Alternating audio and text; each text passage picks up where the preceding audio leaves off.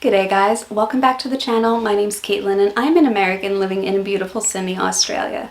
I've lived in Australia for over a year. I've seen all the public holidays over here. I've seen Aussie culture and Aussie tradition, but I lived in the States for 30 years before moving over here. There are some parts of me that are just pure American girl next door and are never really going to change. And I don't want them to. I'm perfectly happy celebrating both cultures. But it's a little bit tricky as an immigrant coming over. How do you celebrate both cultures? On the one hand, Australia and America are very, very similar, but there's so many differences. And how do you go about celebrating one culture and the traditions and the holidays and whatnot in a country where they're not acknowledged, they're not celebrated, it's just another day to Aussies? So if you want to see how I celebrate being an American in Australia, grab a Bicky, grab a cuppa, and let's get right into this video. I'm very clearly an American. If the accent doesn't give it away, I have an American passport. I spent 30 years in Philly, born and raised. My parents are American. In fact, I'm like the 5th generation American in my family. Like, it's a very, very long line. In fact, somebody in my mom's family goes like all the way back to like Mayflower days, basically.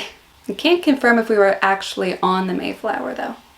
And living in Australia, I knew I was going to be embracing Australian cultures and traditions and holidays and just a lot of overall makeup and the fabric that is Australia. I wanted to celebrate, but I don't want to lose my American heritage, my tradition, my cultures. In fact, I want to be able to share them with the people around me over here. Not enforce it, not make people celebrate with me, but just to share what my family and my culture's traditions and whatnot were. And there are quite a few ways that I've learned to do this in the last year, and I'm sure this is something that as the years go by, I'm going to adapt and change. But in my first year living over here, I wanted to share you guys what it is like trying to celebrate both cultures. And the first thing I do is I celebrate the holidays of both cultures. I have to admit, I look forward to the Australian holidays way more than I look forward to the American ones nowadays. But I do celebrate both cultures. I still celebrate the 4th of July. I'd planned on making Thanksgiving dinner last year. That kind of fell through and ended up being a couple weeks late, but I did have a turkey. We did make a turkey dinner, and that was actually the best meal I have ever made, you guys. I can make a hell of a good Thanksgiving dinner. But I also celebrate the Australian days as well. I celebrate Australia Day and I celebrate the 4th of July. I celebrate Anzac Day and I honor Memorial Day. Remembrance Day is acknowledged in both countries, although it's typically called Veterans Day over in the States. Holidays like Christmas and Easter are a thing in both countries. Luckily there is some overlap, but overall I've just learned to celebrate both holidays. It's almost like I get to double dip in this sense. I do celebrate American holidays. Mark and I are actually going over to the States this year for 4th of July, but I know that there's this Americans in Sydney group that puts on this huge 4th of July party every year. I think it's wonderful that people from one country are able to openly celebrate their own homelands, cultures, and traditions, and it doesn't stomp on Australian cultures or traditions. It's one of the beautiful things about living in Australia is that you live in a country that actually does acknowledge its cultural diversity. So I get excited for both holidays. Maybe I don't get as excited for some of the American holidays because I don't have as many people to share them with. And the seasons are flipped, so 4th of July over here is absolutely freezing cold while everybody back home is on the beach or having a barbecue. But I still find ways to celebrate my American culture over here. One of the ways that I do that is by celebrating American holidays and also openly embracing Australian holidays as well. I know that I'm not Australian and it will be years and years before I can actually get citizenship over here, but overall I don't see anything wrong with celebrating or acknowledging or honoring Australian holidays over here and still keeping my American holidays and my American roots. The second thing I do is I wear patriotic clothing, like on the appropriate days, you guys. I don't walk around the mall in an American flag shirt all the time. Like, no. I do have some pieces with American flag clothes on it, like some shirts. I have some jewelry and whatnot, and I'll wear those on the 4th of July. Sometimes I'll wear them on Memorial Day even.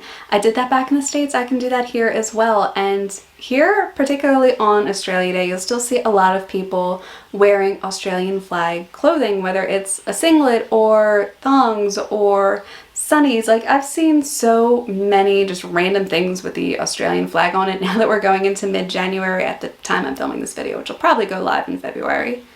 I've got a huge backlog, you guys. Like, I'm trying to pump out content for you. But wearing patriotic clothing, I have no problem wearing something that has the Australian flag on it. Am I Australian? No, I'm not. But at the same time, there's nothing wrong with wearing something that has an Australian flag on Australia Day over here. I know overall the day itself has become controversial. Like, I'm just picking up that part of the conversation and putting it somewhere else because that is a totally another conversation to be had at a later date. I'm just talking about clothing here. But that's one of the things that also gets me in a little bit more of a festive mood. I'm excited to celebrate Australia on Australia Day, and I'm still excited to celebrate America on the 4th of July. I know how controversial it is and how problematic America is. The reality is, no place is perfect, no government is perfect, no culture is perfect. So there's nothing wrong with celebrating the good sides of both cultures on those days. Number 3 is splurging on some American foods, and when I can, sharing them with friends and family. So part of this does tie into the whole like Thanksgiving dinner thing that happened this year, and I made some dishes that were very typically American. Like, I'm talking sweet potato casserole, green bean casserole. We even had that canned cranberry sauce, which my mother-in-law absolutely hated. Like, she loved everything else, but she just didn't like the cranberry sauce. Mark is also in love with like sweet potato casserole now. I got him hooked on that. I'm so glad I did because I love it. I love making it, but it's one of those dishes you only make a couple times out of the year because it is just so rich. It's so decadent. But I make American foods over here, and sometimes I go onto USA Foods and I do actually buy American foods. Not sponsored at all, but I've done quite a bit of shopping on USA Foods in the last couple of years. Some things were sending things to Mark while I was over in the States, and it was actually cheaper to send things to USA Foods than it was for me to actually buy the stuff and then ship it myself. And while I've been over here, I've kind of splurged a little bit and bought some American stuff. In fact, sometimes you can even find things in the local shops. I was actually at the Reject Shop a couple of days ago and I picked up a couple cans of Dr. Pepper and even a can of Arizona iced tea. I haven't had Dr. Pepper in ages, you guys, actually. I do kind of miss it. I hope you don't mind, but I might actually have a little bit of a drink while I'm filming this video. Oh, that is so good, you guys. If you've never tried Dr. Pepper, go pick it up. It is just amazing. I feel like there are some cultures where it's so much easier to make homemade foods and whatnot, but so much of America does, in reality, involve a lot of processed foods. So for me, I am typically buying a lot of processed American foods when I splurge and buy some stuff that makes me feel just a little less homesick. Whether that be Dr. Pepper or a certain box of cereal or really just anything that I can find that's American that just makes me feel a little bit more connected to my home. And the fun thing is, I have a partner I get to share that with. I've got him hooked on Cinnamon Toast Crunch and Captain Crunch, you guys. He absolutely loves those. I've got him hooked on a couple of American dishes as well. And he's definitely introduced me to some unusual Australian stuff. I will never understand musk sticks for the life of me. They're absolutely disgusting. As far as Vegemite goes, I think I have like advanced, like I'm the next level in like this whole immigrant journey. I can now eat Vegemite off of a spoon and it's actually delicious. Yes, no, it's not the way you're supposed to eat it, but still I can eat Vegemite off of a spoon and I have no problem with it. But that's one of the fun things about moving to a new country is that you can share your culture, you can share your homeland experiences, you can share the foods from your country with your loved ones, with your friends and family. My mom-in-law had never had a Thanksgiving dinner before. Obviously she'd had turkey, she'd had plenty of the sides, but she never had a full Thanksgiving meal before. I'm her only non-Australian daughter-in-law, so this was something new for her. Mark had never experienced Thanksgiving dinner before. He was supposed to, but, you know, 2020 and thanks COVID. This was my husband's first experience too, and there's so many other small dishes that he's been introduced to over the years as well. From New York style cheesecakes with proper graham cracker crust, the cheesecakes over here are just not the same, to proper Philly cheesesteaks, to Boston cream pie. There's so many American dishes that I've introduced my husband to, and believe me, he has introduced a lot of Aussie dishes to me as well, so it does go both ways for us. Now the fourth way I celebrate is planning trips, and they're both local trips here around Australia and they're also international trips to the States. So this is the second time Mark has planned to come over to the States. Guys, fingers crossed, well wishes, just good thoughts that nothing happens before this trip, please. But we are finally getting over to the States together. Mark is finally going to meet my friends and family this year. We are so excited, and I cannot wait, you guys. I'm so excited to be back in Philly. I'm excited to see everybody. I'm excited to experience some of the things that I've missed in the last year and a half that I've been away. I'm excited to introduce Mark to places that I'm familiar with, things and foods and just overall experiences that I know and love and mean a lot to me. So even though this is Mark's first trip in the States and we are trying to make it a special trip for him as well, this is also very much a trip down memory lane for me. And we take trips locally as well. Mark's taken me to some of the swimming holes that he's grown up around. We've just taken bike rides sometimes around the neighborhoods where he's from, places that he's familiar with. We take some longer trips. We go up to Putty Road all the time. I think for Anzac Day this year, if they're doing another Anzac Day ceremony, we're actually going to go up to Grey Gums on Putty Road as well. So if anybody happens to be in that area, which I don't think is like particularly populated or common area, like there's a huge space on Putty Road where there's like nothing around. That's absolutely gorgeous. Like beautiful place to go for a bike ride. But yeah, Anzac Day, if you guys want to pop up to Grey Gums Cafe on Putty Road, you will definitely find Mark and I there this year if they're having an Anzac Day ceremony. But we've gone for bike rides, just an hour here, 2 hours there, and we've seen some beautiful places, some gorgeous lookouts, some beautiful drives. It's just absolutely incredible to do these little local trips as well because it really makes me appreciate where I am. And the next one is bringing my own personal family traditions and finding ways to incorporate them over here. So typically when you think of traditions, again, holidays do come up a lot, you guys, and that's because they're just so different. One of the things I used to do for Christmas all the time back in the States was my family would get an almond babka from this place called Hagel's Bakery. They were so good.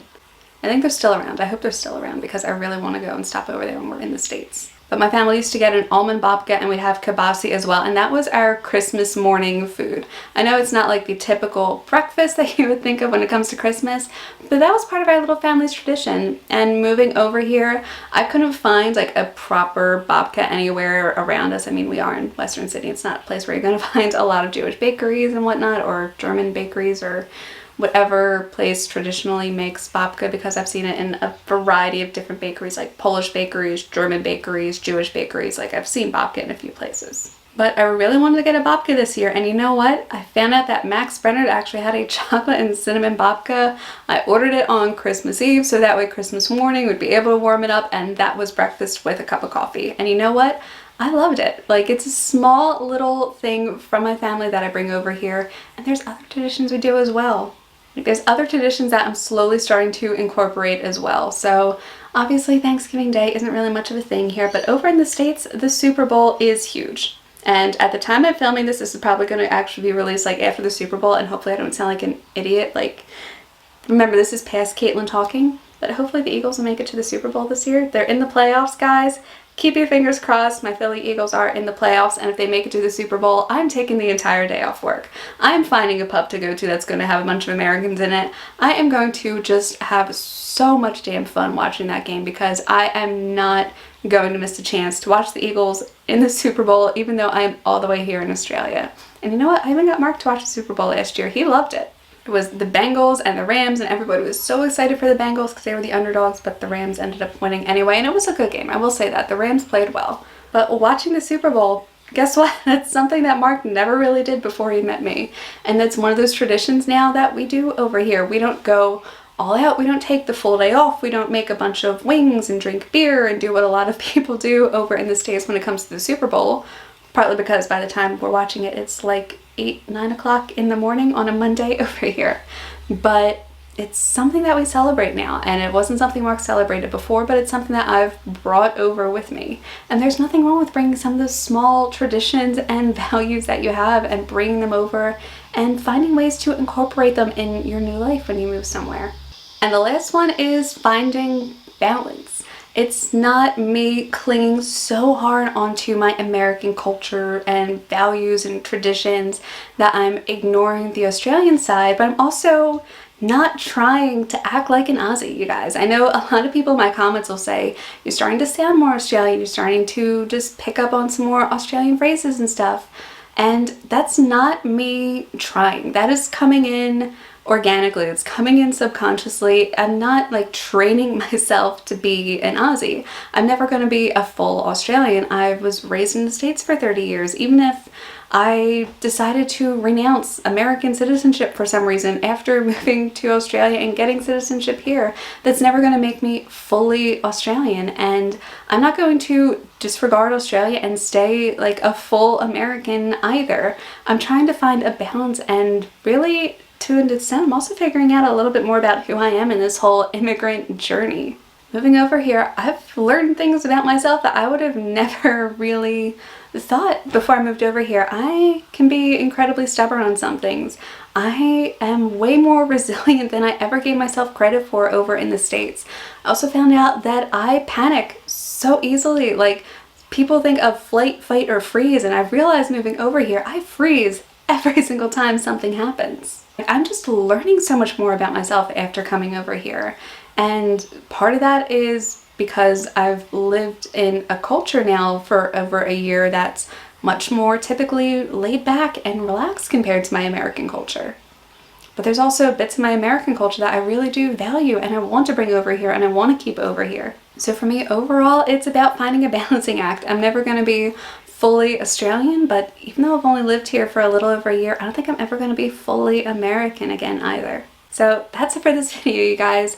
I wonder if you guys have ever moved abroad, if you've ever lived abroad for a while, does any of this resonate with you? And if you're an immigrant who's moved to Australia, let me know what you do to celebrate your culture, your homeland in this new country.